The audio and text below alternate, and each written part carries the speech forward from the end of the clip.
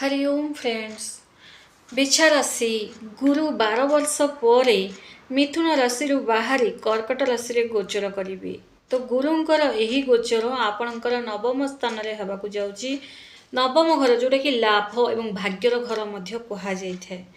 तो भाग्यर घरे गुरुंकर विराजमान हेबा इडे गुरु होचुंदी आपणकर पंचमेश्वर एवं गुरुंकर आपणकर पंचमेश्वर हेई आपणकर भाग्यर घरे प्रवेश करिवे। तो आपणक जीवन में कौन सब परिवर्तन हेब। बिछा राशि राशि अधिपति आपणकर हेउचंदी मंगल। बिछा राशि यही वीडियो रे गुरुंकर महापरिवर्तन विषय ही जनइबी। जो मैंने भी नुआ कर आम चैनल को विजिट करचंती बिछा राशि वाले चैनल को सब्सक्राइब करंतु। वीडियो जदि आपको पसंद आसता ताहले गोटे लाइक करंतु एवं कमेंट्स रे श्रद्धा एवं भक्ति एवं विश्वास सह ओम शक्ति निश्चय लिखंतु। बिछा राशि गुरुंकर नवम घरे जब आसवे आपण भाग्यर घरे सी आपणकर पंचम घरे दृष्टि पकेबे तृतीय घरे और लग्न रे दृष्टि पड़ो।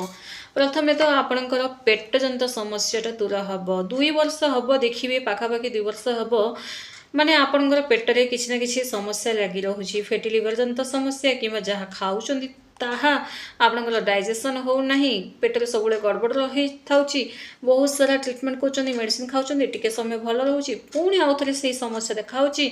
तो ये जो पेट जनित समस्या आपणकर दूर हम केबे 2 जून ठारू ही 2 जून रे जेबे गुरु नवम घर आसी विराजमान हेबे तो आपणकर देखिए पेट रिलेटेड समस्याटा जोड़े 2 वर्ष जाए चली से ही समस्याटा आपणकर दूर हम एवं पंचम घरे गुरुंकर दृष्टि पड़ा आपणकर गुप्त इच्छा पूरण हम निज लाइफ रे किछि गोटे एमिति बड़ काम करेंगे जोटा कि आपणकर फ्यूचर ही बनीज फ्रेंड्स सबू दुखर अंत होगाक लगे एवं घर परिवार भितर किछि गोटे कथा को नहीं किछि प्रॉपर्टी को नहीं किंबा किछि गोटे कथा एमिति आपणकर चली जोटा कि आपण को ब्लेम करा जाइछि बिना दोष रे आपण जो ब्लेम होउथिले हेतिबो निश्चित भाव आपणक घरे किछि प्रॉपर्टी किंबा भाई भाई भितर एमिति जोटा कि आपण किछि काहाको किछि करि नथिबे कहि नथिबे गोटे बड़ निंदाटे मध्य आपण को सहिबाक जो पड़ुछि सेही समस्या मध्य आपणकर दूर हम बिछा राशि वाले।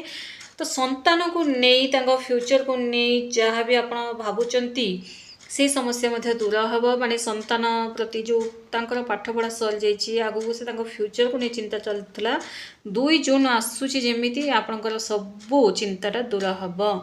बिछा राशि जो मनकर विवाह है नहीं विवाहर जोग बनुची विवाह संतान सुख मिल चाकरी मिल आपणकर देखिए गोटे मन गोटे अलग प्रकार शांत पूजा पाठर अधिक मन आपणकर लगे।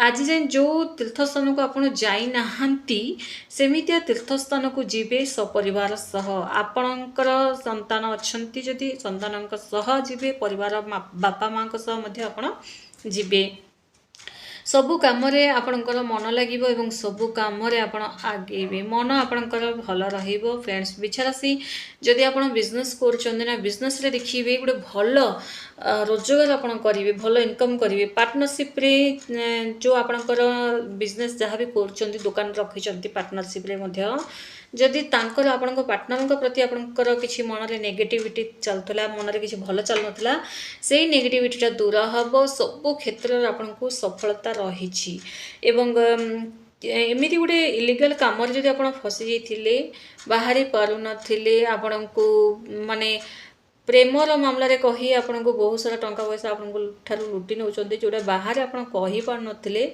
सेमितिया सिचुएसन जो आप लाइफ रे आसी जाइछि ना फ्रेंड्स गोटे कथा जानी रखु माने समय बदली गला 2 जून पर ब्लॉक कर दिंतु कारण आपण लाइफटा वर्तमान बहुत बढ़िया लाइफटा तेणु कहार इमोशनल कथार फसी जाइए टंका पैसा बर्बाद करंतु नहीं।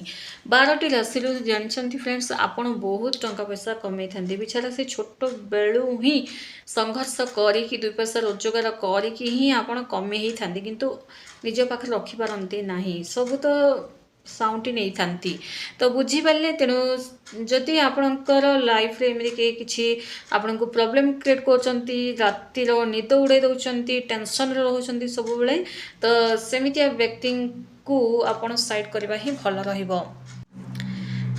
ଏବଂ ତା ସହ କାମ ତ ଆପଣଙ୍କୁ ମିଳିବ, କାମରେ ଇଣ୍ଟରେଷ୍ଟ ତ ଆପଣଙ୍କର ଲାଗିବ, କାମ ନିଶ୍ଚିତ ଭାବରେ ମିଳିବ। ସମାଜରେ ଗୋଟେ ବଢ଼ିଆ ନାଁ ରଖିବି, ବଢ଼ିଆ ନାଁ ରଖିବି, ମାନେ ସମାଜରେ ଲୋକେ ଆପଣଙ୍କୁ ପ୍ରଶଂସା କରିବେ, ସମାଜରେ ଆଖପାଖ ଲୋକଙ୍କ ସହ ଆପଣଙ୍କ ସମ୍ପର୍କ ଭଲ ରହିବ। ଯେଉଁ ଦାଗ ଲାଗିଥିଲା ଆପଣଙ୍କ ଉପରେ ସେ ଦାଗଟା ମିଟିବାକୁ ଲାଗିବ, ଦାଗ ନିଶ୍ଚିତ ଭାବରେ ମିଟିବ ଏବଂ ତା ସହ ସମାଜରେ ଗୋଟେ ଭଲ ନାଁ ରଖିବେ। ପଞ୍ଚମ ଦୃଷ୍ଟି, ମାନେ ପଞ୍ଚମ ଘରେ ଦୃଷ୍ଟି ପଡ଼ିବା, ଗୁପ୍ତ ଇଚ୍ଛା ପୂରଣ ହେବ। ବହୁତ ଦିନରୁ ଯଦି କାହାକୁ ଚାହୁଁଛନ୍ତି, କିଛି ମନର କଥା ରହିଛି କିମ୍ବା କିଛି ପ୍ୟାରେଣ୍ଟସ୍ଙ୍କ ସହ କଥା ହେବାର ଥିଲା, ତ ସେମିତିଆ ଆପଣଙ୍କର କିଛି ଗୋଟେ ଗୁପ୍ତ ଇଚ୍ଛା ପୂରଣ ହେବ, ଯେଉଁଟାକି ଭଗବାନଙ୍କ ପାଖରୁ ଆପଣ ଗୁହାରି କରୁଥିଲେ କି ମୋର ଏଇ ଇଚ୍ଛାଟା ପୂରଣ ହେଇଯାଉ, ତ ନିଶ୍ଚିତ ଭାବରେ ସେ ଇଚ୍ଛାଟା ଆପଣଙ୍କର ପୂରଣ ହେବ। ଆପଣଙ୍କର ମାତା ପିତାଙ୍କର ସ୍ୱାସ୍ଥ୍ୟରେ ମଧ୍ୟ ସୁଧାର ଆସିବ, ମାତା ପିତା ଆପଣଙ୍କର ଭଲ ରହିବେ, ତାଙ୍କର ସ୍ୱାସ୍ଥ୍ୟ ଭଲ ରହିବ। ଏବଂ ନିଜର ଭାଇଙ୍କ ସହ ଯଦି କିଛି ପ୍ରୋବ୍ଲେମ୍ ଚାଲୁଥିଲା, ଯେମିତି କହିଲି କିଛି ତ ଚାଲିଥିବ ପ୍ରପର୍ଟି ଜନିତ ସମସ୍ୟା କିମ୍ବା ଘରୋଇ କଳହ, ଏସବୁ ଯେଉଁ ଯାହା ବି ଆପଣଙ୍କର ବଡ଼ ଦିଦିଙ୍କ ସହ ଯଦି କିଛି ସମସ୍ୟା ଚାଲୁଥିଲା, ସେସବୁ ସମସ୍ୟାଟା ଆପଣଙ୍କର ଦୂର ହେବ। ଏବଂ ତା ସହ ଯେମିତି କହିଲି ପ୍ରେମର ମାମଲାରେ ଟିକେ ପ୍ରେମ ଦୁଇ ନୌକାରେ ଫସିଛନ୍ତି, ସେମିତିଆ ମାମଲାରେ ଆପଣ ତାଙ୍କୁ ବ୍ଲକ୍ କରିବାକୁ ହିଁ ପଡ଼ିବ। ଇମୋସନାଲ୍ ହୁଅନ୍ତୁ ନାହିଁ କି ସେଣ୍ଟିମେଣ୍ଟ ହୁଅନ୍ତୁ ନାହିଁ, କାରଣ ସେ ଯଦି ଆପଣଙ୍କୁ ବାରମ୍ବାର ଇଏ କରୁଛନ୍ତି, ତାହେଲେ ନିଜେ ହିଁ ଟିକେ ବୁଦ୍ଧି ଖଟେଇ କାମ କରିବାକୁ ପଡ଼ିଥାଏ ଫ୍ରେଣ୍ଡସ୍। ପୂଜା ପାଠରେ ଆପଣଙ୍କର ଅଧିକରୁ ଅଧିକ ମନ ଲାଗିବ ଏବଂ ଘରେ କିଛି ନୂଆ ମୂର୍ତ୍ତି କିମ୍ବା ନୂଆ ଫଟୋ ମଧ୍ୟ ଆଣିବେ। କେବେ ଦେଖନ୍ତୁ 2 ଜୁନ୍ ଠାରୁ ଅକ୍ଟୋବର ମାସ ଯାଏଁ ଗୁରୁଙ୍କର ମହାପରିବର୍ତ୍ତନ ଆପଣଙ୍କ ନବମ ଘରେ ହେବା ଯୋଗୁଁ ଆପଣଙ୍କ ଜୀବନରେ ଏସବୁ ପରିବର୍ତ୍ତନ ହେବ। ସବୁ ପ୍ରକାର ବନ୍ଧନରୁ ଆପଣଙ୍କୁ ମୁକ୍ତି ମିଳିବ, ସବୁ ପ୍ରକାର ଅଭିଶାପ ଆପଣଙ୍କର କଟିବାକୁ ଲାଗିବ। କିଛି ଜଣ ଯଦି ଆପଣଙ୍କ ଉପରେ ଅଭିଶାପ ଦେଇଛନ୍ତି ନା ଫ୍ରେଣ୍ଡ, ସେ ଅଭିଶାପ ସବୁ କଟିବାକୁ ଲାଗିବ। ଦେଖନ୍ତୁ ବ୍ୟକ୍ତି ସବୁବେଳେ ଗୁଣି ତନ୍ତ୍ର ମନ୍ତ୍ରରେ ଧାଇଁଥାନ୍ତି, କିନ୍ତୁ ଗ୍ରହ ନକ୍ଷତ୍ର ପରିବର୍ତ୍ତନରେ ହିଁ ବ୍ୟକ୍ତିଙ୍କ ଉପରେ ଚାଲୁଥିବା ସବୁ ପ୍ରକାର ଅଭିଶାପ, ପୂର୍ବ ଜନ୍ମର ଯାହା ବି ସେମାନେ କରିଛନ୍ତି ପାପ, ଯାହା ବି ଯେଉଁଟାକି ଆଜି ଯାଏଁ ଭୋଗୁଛନ୍ତି ନା, ଏମିତି ଶୁଭ ଗ୍ରହ ଗୁଡ଼ାକର ପରିବର୍ତ୍ତନ ହେଲା ସମୟରେ ସବୁ କିଛି କଟି ଯାଇଥାଏ। ତାଙ୍କ ଜୀବନରେ ସବୁ ପ୍ରକାର ବାଧାବିଘ୍ନ ଦୂର ହୋଇଯାଇଥାଏ ଏବଂ ଆପଣଙ୍କ ପାଇଁ ଏଇ ଯେଉଁ ସମୟ ବହୁତ ଖୁସିର ସମୟ ଅଟେ ଫ୍ରେଣ୍ଡସ୍। ତେଣୁ ଆପଣ 2 ଜୁନ୍ ଠାରୁ ଦେଖିବେ, ଏବେ ବର୍ତ୍ତମାନ ଯେଉଁ ପ୍ରତିକାର କରୁଛନ୍ତି କରନ୍ତୁ, କିନ୍ତୁ 2 ଜୁନ୍ ଯେମିତି ହେଇଯିବ କେଶର ତିଲକ ମଥାରେ ଲଗାନ୍ତୁ। ଏବେ ବି ଲଗାଇ ପାରୁଛନ୍ତି, ଲଗାଇବାକୁ ଚାହୁଁଛନ୍ତି ଲଗାନ୍ତୁ, କିଛି ଅସୁବିଧା ନାହିଁ। କିନ୍ତୁ ଏହି ପ୍ରତିକାର 2 ଜୁନ୍ ପରେ କରନ୍ତୁ। କେଶର ତିଲକ ମାର୍କେଟରେ ମିଳେ, ପୂଜା ସାମଗ୍ରୀ ଦୋକାନରେ ଠାକୁରଙ୍କ ସାମ୍ନାରେ ବିଷ୍ଣୁ ଭଗବାନଙ୍କ ସାମ୍ନାରେ ରଖନ୍ତୁ ଏବଂ ତାକୁ ପ୍ରତ୍ୟେକ ଦିନ ଗାଧୋଇ ସାରିଲା ପରେ ବିଷ୍ଣୁ ଭଗବାନଙ୍କୁ ପ୍ରଣାମ କରିକିନା କେଶର ତିଲକ ମଥାରେ ଲଗାନ୍ତୁ। କେଶର ତିଲକ ଲଗେଇକି ଆପଣ କଲେଜ ଯାଆନ୍ତୁ, ସ୍କୁଲ ଯାଆନ୍ତୁ କିମ୍ବା ଅଫିସ୍ ଯାଆନ୍ତୁ କିମ୍ବା ଦୋକାନକୁ ଯାଆନ୍ତୁ, ନିଶ୍ଚିତ ଭାବରେ ଲଗାନ୍ତୁ ଏବଂ ହନୁମାନ ଚାଳିଶା ମଧ୍ୟ ପାଠ କରନ୍ତୁ। ହନୁମାନ ଚାଳିଶା ଆପଣ ନିହାତି ପାଠ କରିବା ଆବଶ୍ୟକ। ହତାଶ ହେଇଯାଆନ୍ତୁ ନାହିଁ କି ହନୁମାନ ଚାଳିଶା ପାଠ କରୁଛି ତଥାପି ଜୀବନରେ ଏତେ କଷ୍ଟ କାହିଁକି ବୋଲି, କାରଣ ଯଦି ନୂଆ ନୂଆ ପାଠ କରୁଛନ୍ତି ତ ଟିକେ ପରୀକ୍ଷା ମଧ୍ୟ ଦେବାକୁ ପଡ଼ିଥାଏ। ତା'ମାନେ ଏହା ନୁହେଁ ଯେ ପରୀକ୍ଷା ମାନେ ଆପଣ ତଳେ ପଡ଼ିଯିବେ, ନୁହେଁ।